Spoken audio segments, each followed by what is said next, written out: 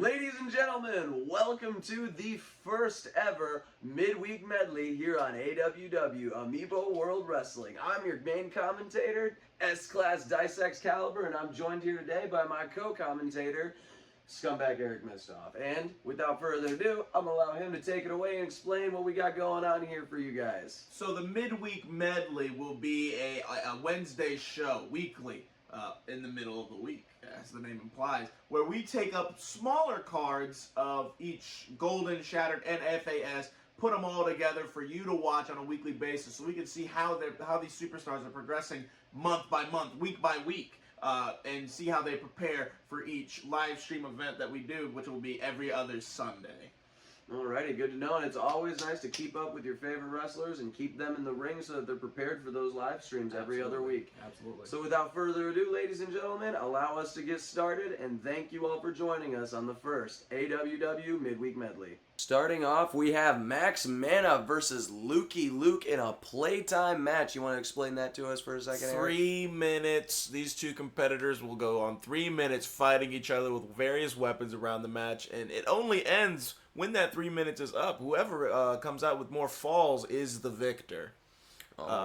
This is obviously, Max Mana very upset. He lost to PK Knight in the Brawl Bros Championship tournament, so he's looking to get payback, but he got the wrong guy. Lukey Luke, PK Knight, they do look a little similar in the face. I can't blame Max for that, but this is just not the guy he's looking for. Yeah. Alrighty, Lukey Luke. Let's see if you can show Max Mana that you are definitely not the guy he was looking to have a match with tonight. As we start this off strong, Max Mana coming in with those swinging strikes. Ooh, but it was not enough to hit Lukey Luke, as he's got Max Mana already up to 54%. They call him the Mac Truck, but you can only take so many shots. Absolutely, yeah. Lukey Luke, probably pretty good at playtime match, considering he is an actual child. He knows a thing or two about playing, I would imagine. Mac Truck Max Mana with a giant wind club of some sort. And the problem is that, Mac Truck Mana does not play around, which, is... Good Lord! And a perfect example of that right there, Dice. You see, usually in a playtime match, that wouldn't be advantageous because the whole point is it's playtime. But, it seems like when you're all business, it doesn't matter when people want to play. Rule 1 with a Lukey Luke match: never land on Lukey Luke. Yeah, and we've seen that time and time again play out over the past couple weeks, Eric. And, it just keeps happening over and over again. You have to wonder, are they even watching the matches that he's in before they step into the ring with him? I don't know. Obviously, not Mac Truck Max Mana. He didn't even know that this was not PK Knight, so he probably hasn't. That is true, and if he even did do any studying, he was probably studying PK Knight. Yeah. PK Knight with some excellent weapon play before he pops this ult and does absolutely zero with it. I can't help but notice, Eric, you called him PK Knight. Oh, are you also... Now I am now confused. Lukey Luke, my apologies. We're all a little bit confused. But Lukey Luke is out here showing that he is... About to die. Not exactly PK Knight, because I'm not sure if PK Knight would have easily fallen into a situation like that. He is the Brawl Bros champion for a reason. That is true, but hey, let's stop talking about PK Knight, because he's not even in the damn ring right now. That's absolutely true. Lukey Luke looking to make sure his name is known when it comes to Mac Truck Max Mana. He won't forget, is what he's trying to make sure happens, with nice fire blasts. If Mac Truck Man is not careful and ends up over Lukey Luke like he is right now, he might... Big smack with the giant club. And that is solid stone that's being taken straight to Max Mana's temple, so you have to wonder how much more that truck can take before it's totaled. Seems to be running out of gas, the Mac Truck, but he keeps on trucking. Lukey Luke survives. Alrighty, slowing it down in the last 30 seconds, as it seems these competitors have each other mapped completely. Ooh, but Max Mana needs to be careful. He seems to be... Here comes the worthless ult of Lukey Luke, actually getting a hit off for once. That is true. Ooh, a couple. Two more. Maybe a third. Maybe a third. A very strategic last meteor thrown from Lukey Luke. Not quite. Do not land on him, Max. Ooh, very close. Oh my God! It might not have been the one, but all they needed was a bat to end that.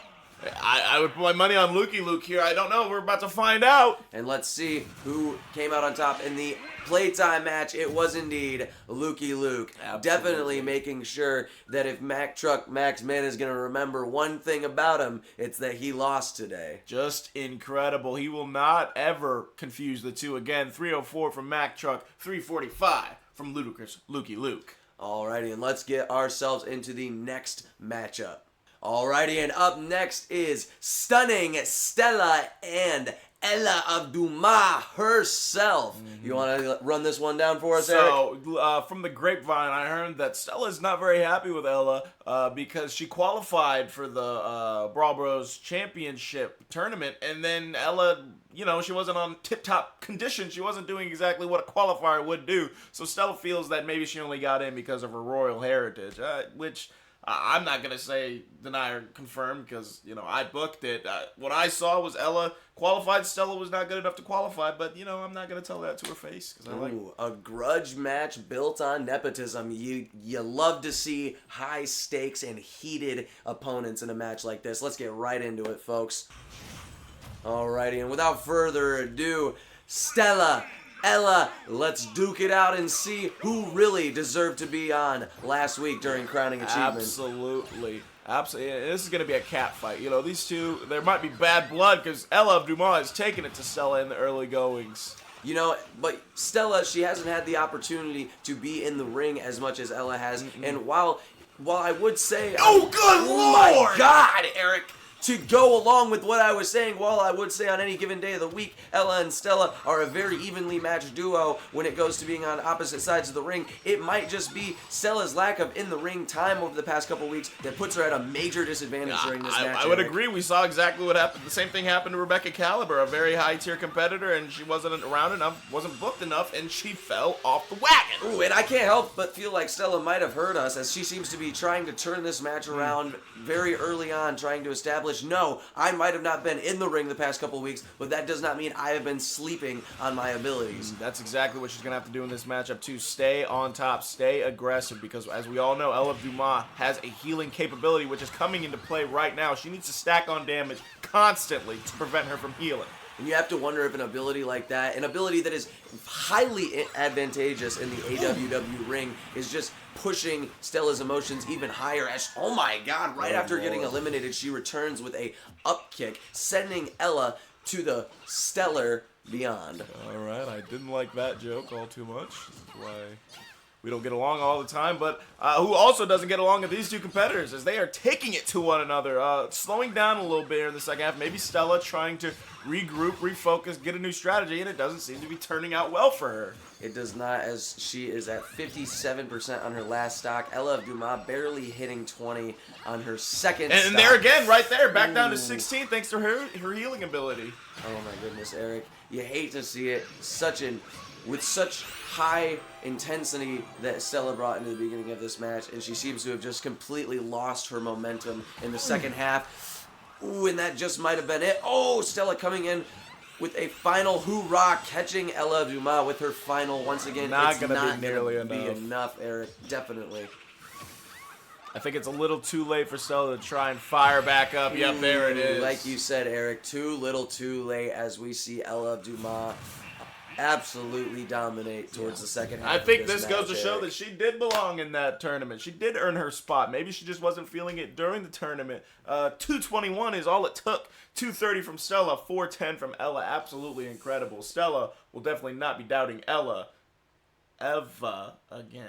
Ooh, hey, you see, it's fun. It's fun, and you know, on to the next match. Alrighty, and coming up next is a tag team match. Eric, I know there's some strange stipulations going on here today. I'm going to allow you to explain them as our competitors are entering the ring. This is a simple tag team turmoil match. I mean, which means that these four competitors on their teams are going to be capable of hitting each other if they're not careful. We actually have some backstage footage that we can show right now, you know, leading into this match. So let's go ahead and take a look at that backstage security footage.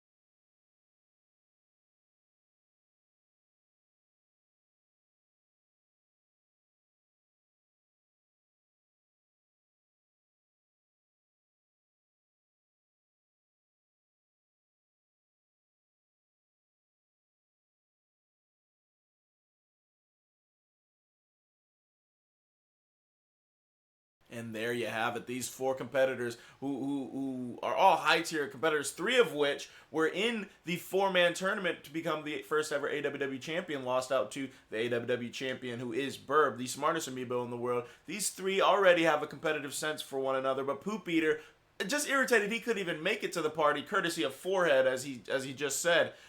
So, you know, I feel like these two on the left here, Forehead and Breadcrumb, more so on the fans of Burb, whereas Cody Rhodes and Poop Eater are just trying to take out the champ and become champ for themselves. A lot riding on the line, a lot of heavy hitters in this match, and you know, the Prince of Thrip, relatively new to the roster, is definitely going to need to be pushing upwards in this match. Yeah. Alrighty, let's get into it, Eric. Yeah, and I guarantee you, wherever Burp is right now, he's watching this match back right now to make sure he knows these 4 competitors, they all want him, but which ones are the biggest threats to him right now? And you know, normally on any given day of the week, I would say Poop Eater is a shoo-in, looking at the size comparison between him and his competitors, but obviously his strengths are not in a tag team match. There's Cody's biggest weakness coming into play once again. And you hate to see it, absolutely. The unfortunate truth of Cody Rhodes' abilities in the ring, while they might be great, as soon as you get him off the side of the ring, it just seems like no matter how hard he tries, he just can't overcome this handicap in his career. And the same can be said right now for the Prince of Thrip. I mean, we saw it when he faced Burb in the championship tournament. Seems like almost as if Poop Eater was over on the side of the ring there for big a moment, drop trying to... Coming in with the poop punch here. Uh-oh, a poop punch this early in the match just might be enough. Cody falling off the stage once again. The Prince of Thrip able to hold on. And the poop punch just not able to secure a stock for Poop Eater. You hate to see the fall apart happening so early on in this match between these 2 tag team competitors. You want to imagine such heavy hitters. I got to cut you off there because these are not tag team competitors. You see, that's why they're struggling so much to work in fluidity. You know, these aren't tag team division specialists. And that is right. I completely agree with you. While they might be heavy hitters on their own among the AWW roster members, it just seems like when they're put together in the ring, they're not used to having to work alongside shoulder to shoulder with somebody. They're used to going it alone, throwing their body weight around, using the Absolutely. entire ring to secure that dub. But right now, it just seems like the camaraderie is getting in the way. For the first time, they seem to be doing damage. You notice they're on opposite sides of the ring from each other. The second that the 2 of them are next to each other, I believe Cody just helped eliminate his own partner, and there he Cody goes. eliminates Poop Eater just to be caught by Forehead in an executing blow. That's going to put this match at its end point, Eric. Absolutely. As Forehead and Breadcrumb go forward. And you have to wonder what Burb's thinking right now, Eric, because those right there are the 2 competitors that want that title from him the most. You have his best friend and the person that managed to be in the ring with him when he lost, or when he took that title from him. My apologies. I would be more concerned with Burb with 4 impressive KOs. Cody Rhodes not even managed to squeak out 1, 320, 336, 328, and 233. All impressive amounts of damage. But regardless of who won and who lost here, all 4 are definitely going to be headhunting Burb later down the line. That is absolutely right, Eric. An absolutely devastating loss on Cody Rhodes and Poop Eater's part of this equation. But without further ado, we're going to move forward into the next leg. Scar's making his way to the ring here. He's about to say a few words to the crowd, I do believe. Let's see what he has to say.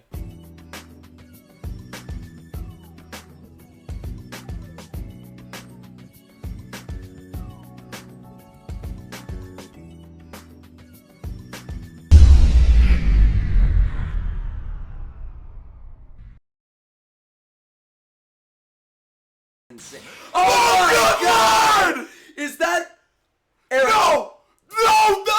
Straight from the independent circuit, known as the Vigilante. That's Rigid Cobra making his way to the ring right now. Oh my God! And the fear in Scar's eyes as he realizes that the conspiracy deepens. Scars, what are you gonna do to reason your way out of this one? As Vigilante Justice itself walks to the ring, Rigid Cobra. We've seen him on the Independents, Eric. We know what this man is capable of. I can't help but just have absolute fear in my heart for Scars. This is an absolute thrilling event. We are seeing the first debut on the first ever midweek medley. This is going to be exciting. Say your prayers, Scars. It's over for you, buddy. Alrighty, let's get right into this, Eric. Without further ado, Rigid Cobra making his debut on AWW, starting off strong with a mortar strike from the right side of the ring. Oh, and he's just taking the business straight to Scars. Was that a rocket launcher? That right there was a rocket-propelled grenade launcher, Eric. I know because I approved it on his contractual signing earlier today. I can't believe Mac Foley allowed him to bring his the moveset that he was using on the Independents up to the big leagues. I mean, we've seen this guy work death matches, Eric. We know that he is not afraid of some gunpowder and sharpened stainless steel. At the end of the day, I want to know if his opponent is, because he's going to see all of it. Scars out here with his father, of course. What's new? Rigid Cobra doesn't seem to be deterred in the slightest with an upwards kick. He's hiding in a cardboard box, showing no respect to his opponent. Resting at 144%, absolutely not even slowing him down, as Rigid Cobra is just taking the business to Scars. With his dad's assistance. Of course. Scars gets one up, but Rigid Cobra's not. Oh, what the hell? Homing missile! Good Lord! Rigid Cobra with a homing missile straight into the cardboard box. I'd go as far to say, what are we seeing here, Eric? Is it American attack helicopter above us, right? And what the? Oh my God! I am so glad right now that we have an open air stadium tonight, Eric, because I don't know what would have happened if we had a roof in the way of those rockets. I don't think a roof would have stopped this man whatsoever. I don't think anything could stop this man when it comes to a ceiling, because if there is one thing this man does every time he's in the ring, it is blow the goddamn roof off. Oh, and look, why don't you just bring the whole family? Yep, his sister, his auntie, his weird uncle. Good Lord. And his half-brother. Yeah. But Rigid Cobra said, I can survive all of them, as he does with another mortar bomb. Ooh, slight miss right there. Rigid Cobra. Scars pulled out of the way by his father. Yeah. Not even able to dodge. Not surprising! Oh my Rocket God. launcher in the mouth! Because you see what happens as soon as his father leaves the equation. Scars is just absolutely on his toes, not able to keep up. Once again, wrestling at 130%. Rigid Cobra's not scared. You have to wonder if he is a high-endurance wrestler, if he really turns up when the damage is high. Uh-oh, smash ball and play. Rigid Cobra targeting now with the mortar bomb. Of course, Scars is able to get it off. And here's his dad once again, seemingly only coming in once Rigid Cobra is beaten up a little bit. Yep, it seems like in his time of need, Scars' father is always there to help get him off. Pause. Big pause. Good Lord. But at 120 on your last stock, Scars, do you really have any hopes of surviving the Vigilante right now? Oh my God, you have to wonder if Rigid Cobra's even thinking about the win right now, or if he's just thinking of a way to make his finish look as impactful as possible for his debut here tonight, because there is absolutely no way this will end with anything else being chanted other than Vigilante Justice. Oh my God! Jump straight into a mortar! You've seen it here today, folks, as Rigid Cobra cements himself among the AWW roster, coming out on top in his debut. What an emphatic debut it was. The energy, the absolute exhilaration coursing through the audience right now. Scars, we'll see you next time, buddy. The firepower this man will bring to the FAS roster is going to be unmatched. 487 damage. Good Lord. Alrighty, going into the next match, we have TL versus Dickin' Nuts, the martyr carrying on the name of the Balls family line.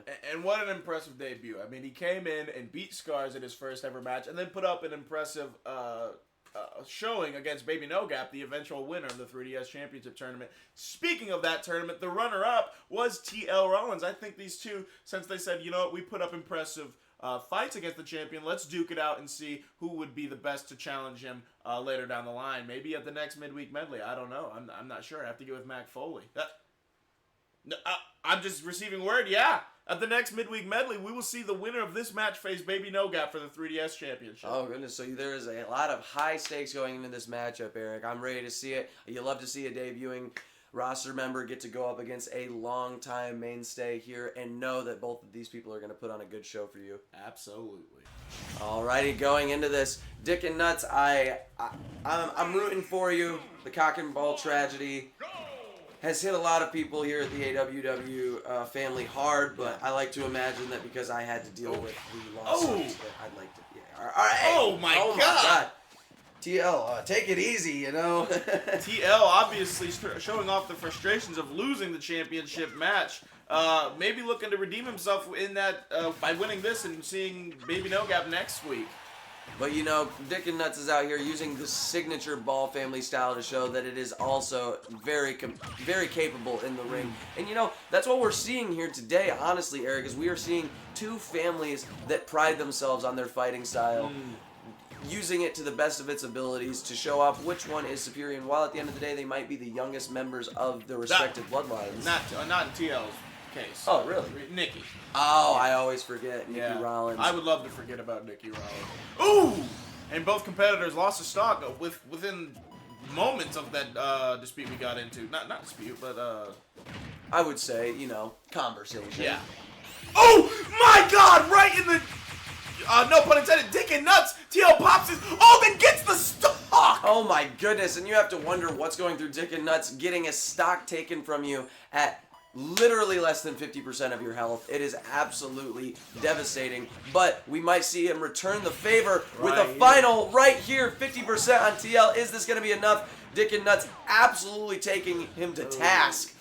Not nearly enough. TL does have one of the strongest finals in AWW. And you know, that is a signature among the Rollins family line here at the AWW. Yep, the younger two, I believe, use that signature technique, while the older two takes the stock 76. I'm not gonna say it's impossible for Dick and Nuts, but he's got a lot. Oh. Ooh! All right, never mind. Spoke too soon, Eric, as this match comes to an abrupt end with TL Rollins coming out on top. And he is our #1 contender for the 3DS Championship.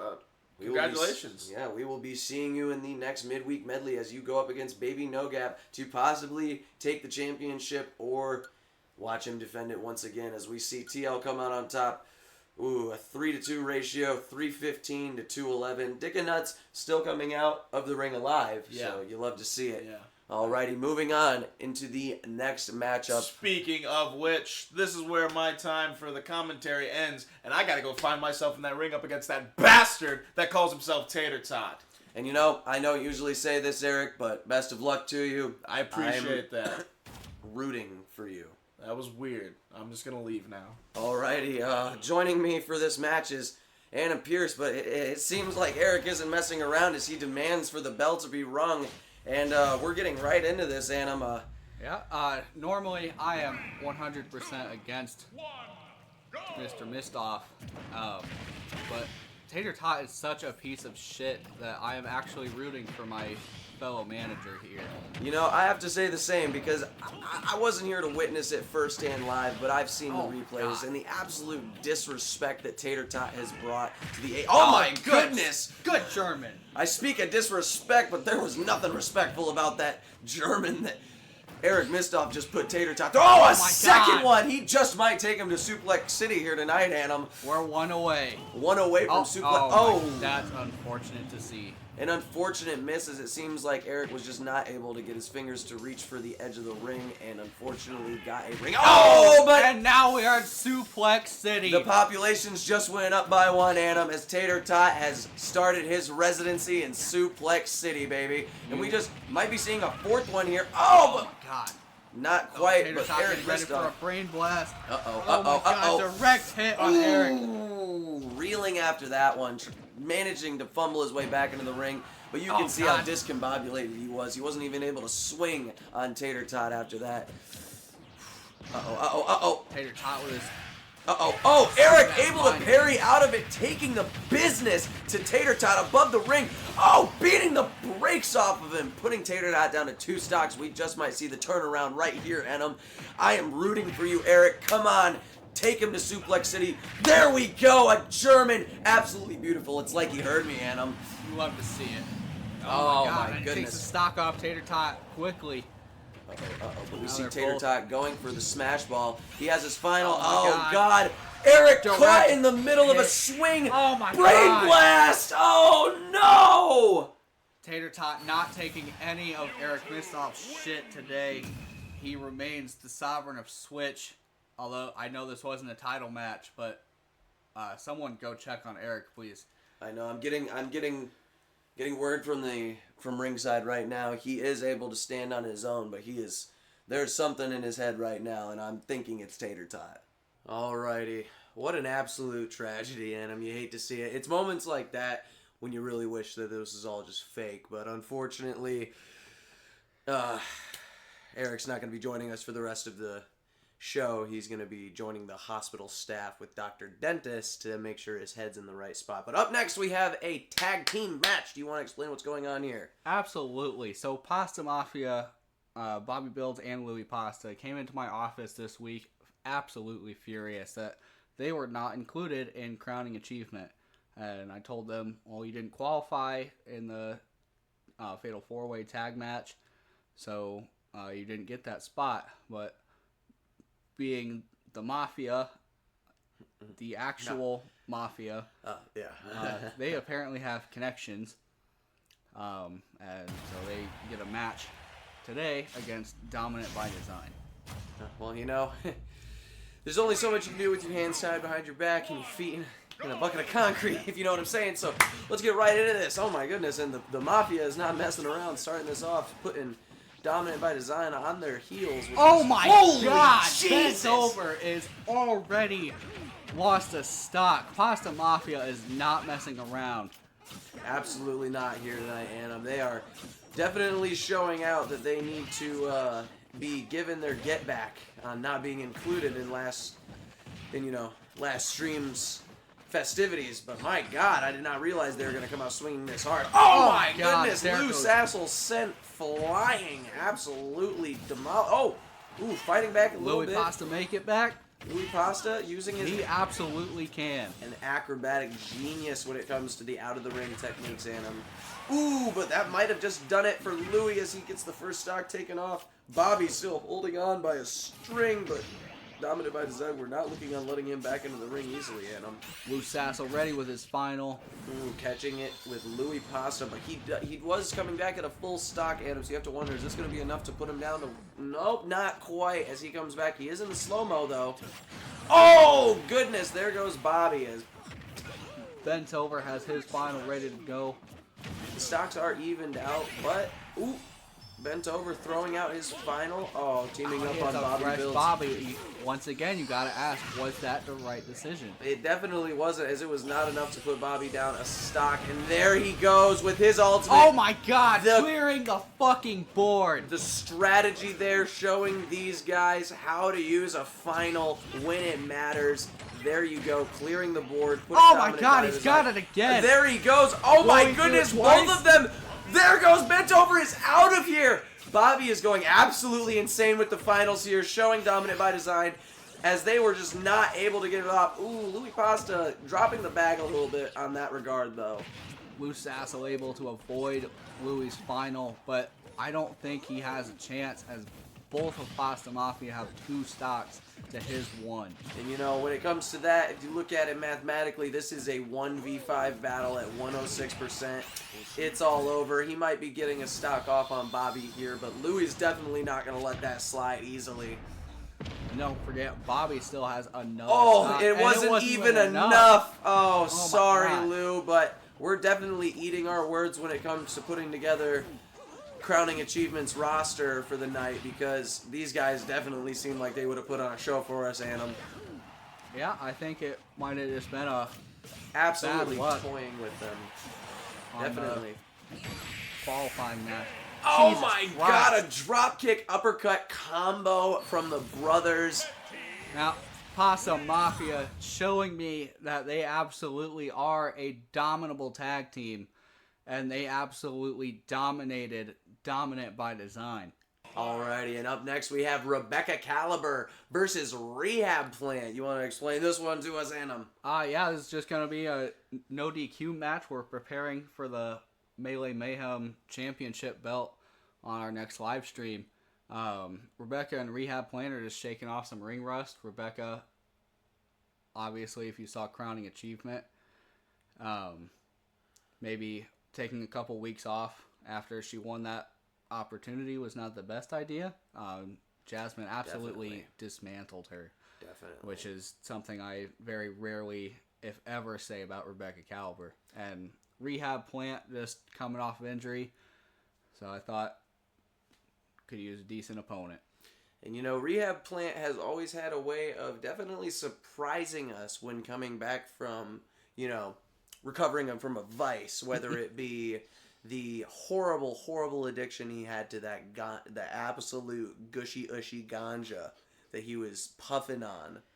And now he's coming back from an injury, and you have to wonder, is he gonna show out, or is he gonna flop? So Rebecca Caliber, definitely looking forward to seeing how she's gonna perform tonight, and Rehab Plant definitely looking for a surprise on his behalf. Alrighty, Rebecca versus Rehab Plant. Let's get right into this. It appears they're fighting on a plant, which maybe a advantage for Rehab Plant here. I have to wonder if that is an advantage or if it's a disadvantage, because fighting while on top of one of his own kind, would probably put him in a space where he'd want to be more careful about how he treats the ring around him, not wanting to injure his, fellow plant brethren. We go with Rebecca throwing a smoke bomb, maybe giving her an advantage here. And it she looks picks like up a beam sword. It looks like that beam sword just might have been what it took to take Rehab Plant over the edge when it comes to giving a shit about the ring around him, as he picks up a goddamn garden scythe. And those things are really good at taking down plants, I'll tell you what, Anim. It's the only thing I ever mow my lawn with. Oh, Rebecca seems to have taken a temporary steroid. It's huge now. Oh my goodness. Oh, but the effects are only temporary, and that's what we like to remind people in our audience, is that steroids are not forever. If you just need to put in the work to really see the results. Rebecca has her final ready, but has yet to launch it. You have to wonder if she's just waiting for that to put Rehab Plant away with one shot, as it might not guarantee a kill right now. Oh, and she let it go out. Well, every opportunity not taken is an opportunity lost, but this just might be it. It seems like they're fighting in the water. That's a dangerous place to be, Anim, this close to the edge. Rehab Plant fighting with the lower ground disadvantage. Especially on that 45-degree angled platform. Yeah, that is not where they wanted to be right there. Anim, as it seems they are now down 100 HP since they went down into that pit. Fighting on the other side now, getting close to the water. Rebecca not looking good at 144 HP. Rehab Plant at 249. And with his final loaded, he's back down by the water, though. There we go. This is not what you want to see. Ooh, we almost saw Rebecca out by a ring out, falling into the water. Rebecca at 104. Rehab Plant still above 200. Rebecca sitting there with her final, though. She pops it. Oh, my God. My goodness. Terrific play by Rehab Plant. Standing behind the box, or the crate, I'm sorry, to block Rebecca's final. Here we go. The smash hammer. Rebecca on 16%. Rehab 4%. Plant still at 236. She's coming back, though. Getting her hits in. We might see it. Oh, no. There it goes, Anim. You hate to see it from such a worthy competitor to come out with such a disadvantage health-wise. Yeah, like I said, both of them were shaking off some ring rust. It appears Rebecca may be a little bit more rusty than Rehab Plant today. But I have faith that with time she'll be back to her true self. Alrighty, and as our cameras switch over to the dojo backstage, we have a bit of a different match happening, Anim. You want to explain what went down in your office the other day? Yeah. So, thankfully, Gil did not break another desk. But he is absolutely furious that he lost the match on Sunday. And he said he wanted a match on this card. So I was very afraid to tell him no, seeing as what he did to me last time. Yeah, I've seen the desk, and like when you said solid, yeah.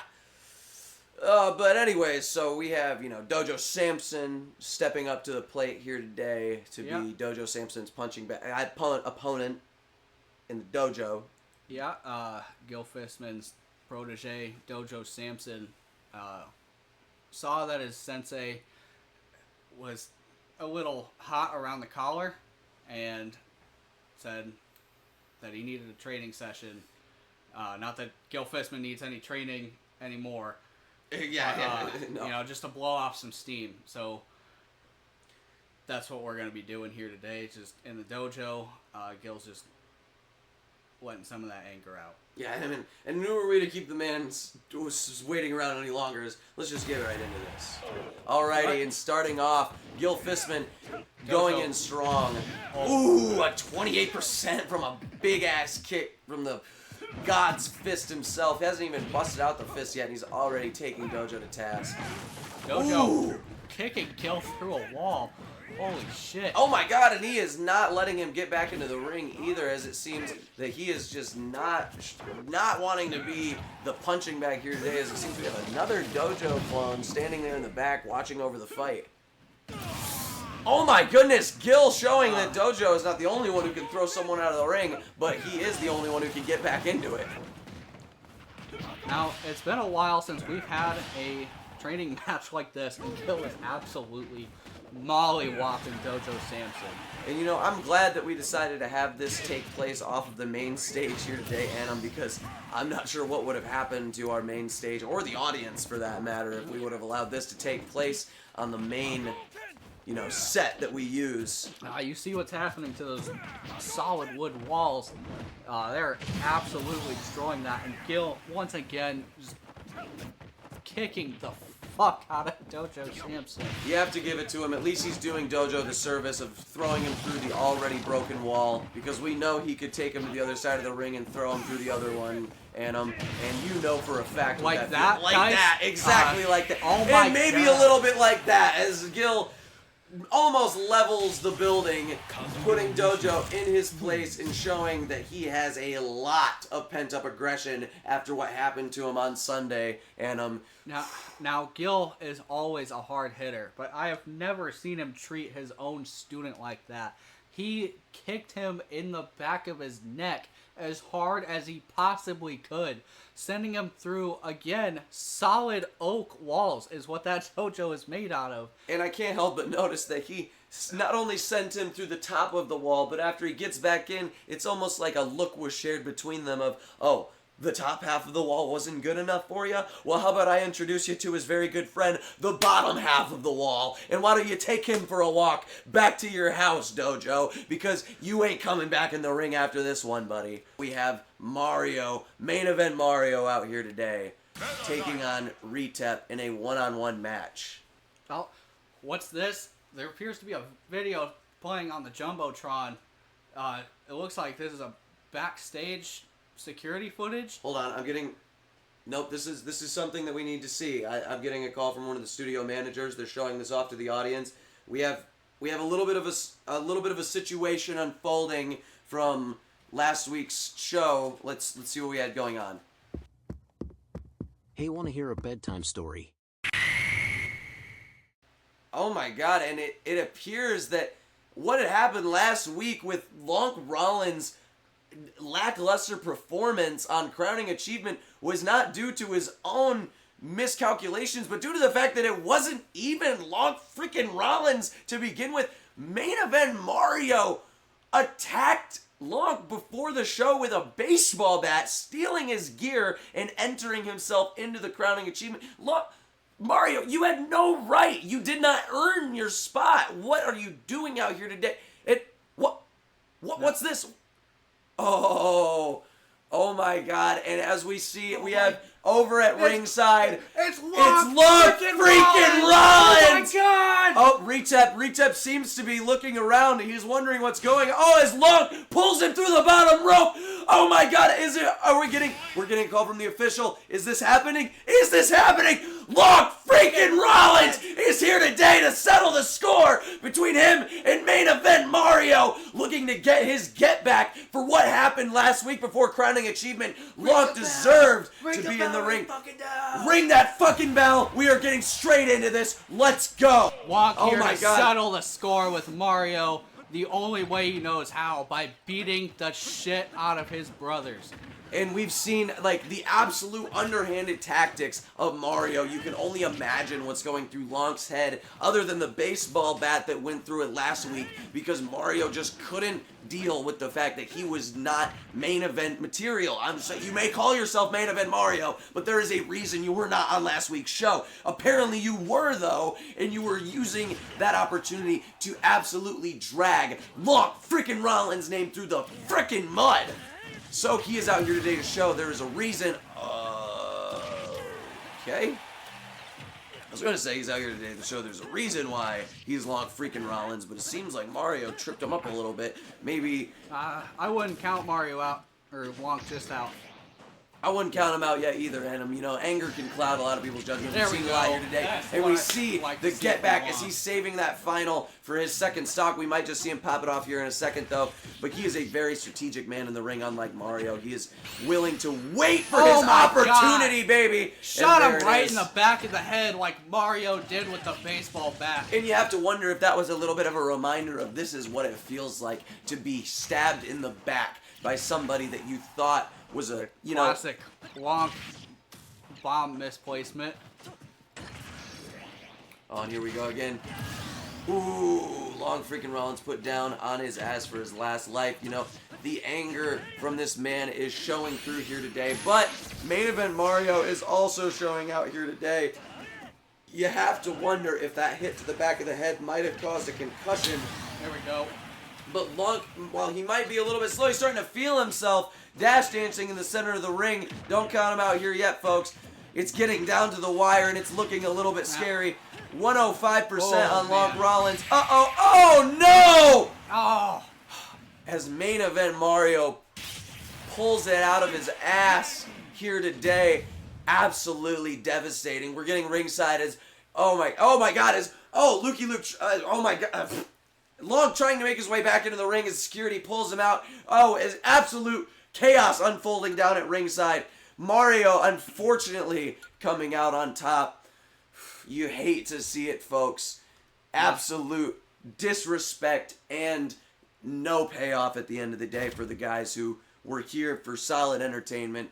Lonk, your name's been dragged through the mud and you weren't able to get your get back. We're so sorry to see it here today. Mario must have been doing some hardcore training recently, perhaps with Gil Fistman and Dojo Samson, to be able to beat Lonk like that. I really don't have any excuses to give Lonk. We really need to know what was going through his mind before this match in order to get a true opinion on the show out we saw here today. There's really no reason why he should have allowed himself to lose to somebody as underhanded as main event Mario. But who knows? Maybe when main event Mario put on Lonk's gear, a little bit of Lonk's talent seeped into him, and that's what allowed him to get a little bit up on him today. But that's not going to last forever, Mario. Dice, I don't think Lonk's talent seeping into Mario is a very likely story. What's far more likely is Lonk is still probably seeing stars from being hit so hard in the back of the head with an actual baseball bat. I know, and I didn't really. It's kind of hard to see the Tron from up here in the studio, but he could have been hit multiple times. When a smash bat's in play like that, straight to the back of the head, there's very little a man can do other than just crumble. So you hate to see it.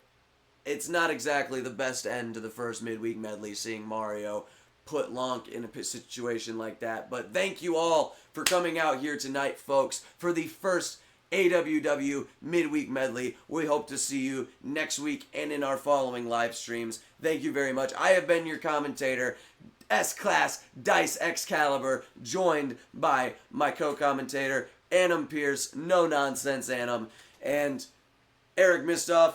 Prayers go out to you. We hope that you're feeling a little bit better after the mind games you've been put through here tonight, buddy. We will see you all in the next one. Have a good night. Good night, AWW fans.